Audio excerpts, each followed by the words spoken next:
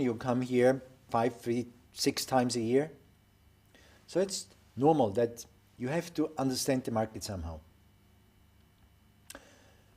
So many companies failed, and many companies continue failing.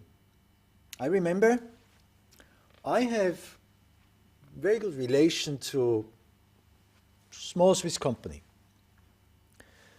They are in the sector of producing and selling certain kind of coffee. Now, on the one side, we could say, hey, wait a minute, China is a huge market. You know, people, they start drinking coffee, and young people, they change, and you go to big cities, you go to small cities, there are coffee shops just popping up. So there's a huge market. So from their logic, it would mean, well, why not go to the Chinese market? And anyone who asks in China, they would say, welcome. It's a big market, please come. You know, it's great. Why don't you come? It's great, you have a big market, you have a good chance. And then they say, how do we do that? And then they say, well, you know, you look for a partner. You know, it's very easy, find a distributor, find a good partner, or I don't know, you can even open a coffee shop. But opening a coffee shop is already out of the league because it's too expensive. So, as a small, and it's not your business because you just want to sell your coffee. You know, if you want to sell your coffee, you don't want to open a coffee shop. Why should they? So you need a partner. Now, what partner do you need? And how do you find the partner? How do you do that to end up with one partner or two partners, which, you know, where you really have the feeling that you work together? It's extremely complicated because those small and medium-sized enterprises, they do not have that understanding about the market here. They do not have the understanding about the culture. They don't understand the dynamics of the market. They don't have government networks. So how can they manage? And how can they be successful? It's a huge challenge.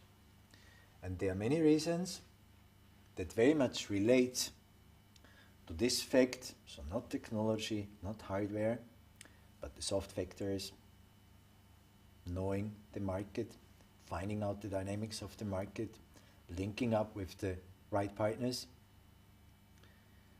So those factors affect the development and success or failure of small and medium-sized foreign companies on the Chinese market. Now we can turn it around, because what we talk about, and what is of very much interest to us, is of course, how do Chinese manage?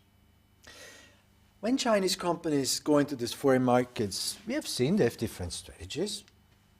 They have different proprietors, they are state-owned enterprises, they are private enterprises. They either invest directly or buy something or merge or buy brand, whatever.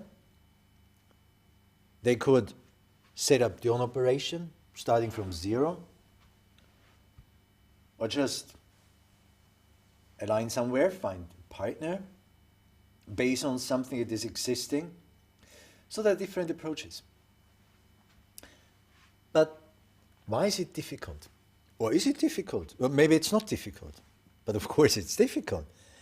So many Chinese companies, they would have thought, well, you know, it's not that difficult. Just need some money, buy something, go there and expand. But it's not the way. And the reason why it's not the way is because we are living in a globalizing world and things develop very fast, and Chinese more or less face up to the same global problems, the same global challenges as anyone else in the world. So, on the one side, you have certain challenges that affect everyone. You know, it's financial crisis, it's dynamics of global markets, it's political shifts, it's environmental problems, an earthquake, whatever.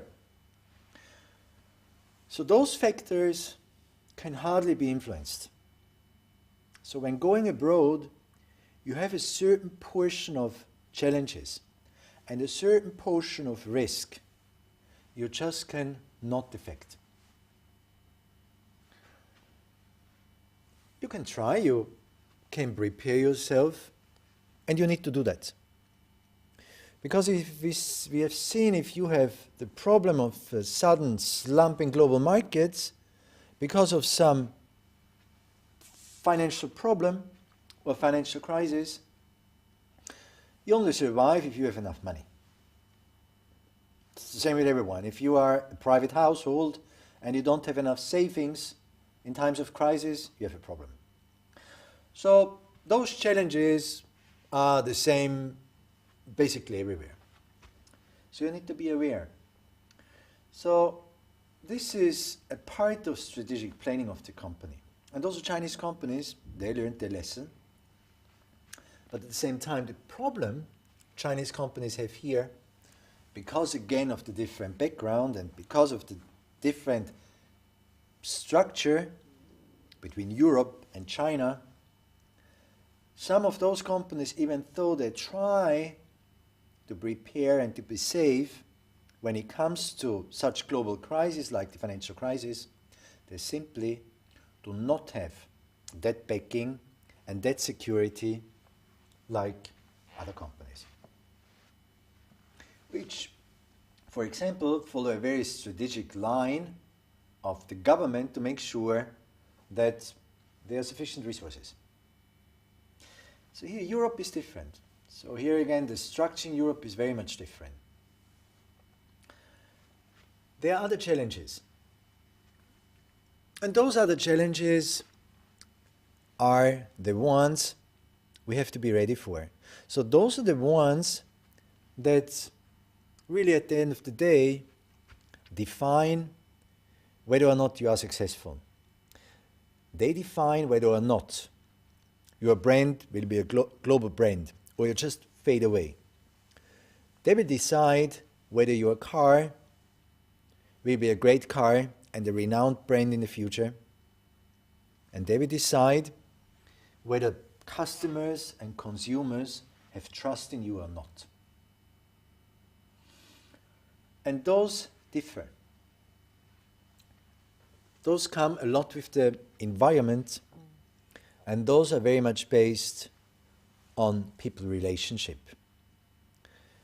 Relating to each other, relating to the customer, relating to everyone around you. When we look at Europe, and we look at the environment Europe has, we can pick up a few things. So Chinese companies, they have learned a lot and analyzed a lot in the past years of how they could meet the environment in the European Union.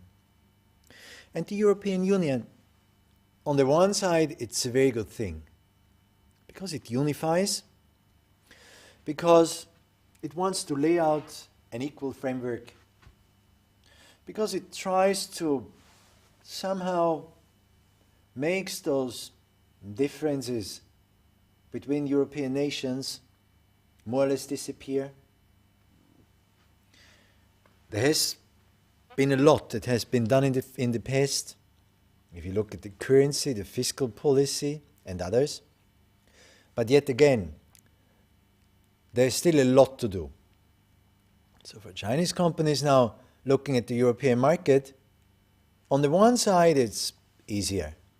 But on the other side, setting up a single European market also has some form of disadvantages. And from a foreign investor's perspective, sometimes makes things quite complicated. As a Chinese company, whereas in the past, before the European Union, you could look at the market from maybe a nation-to-nation market perspective. Suddenly now,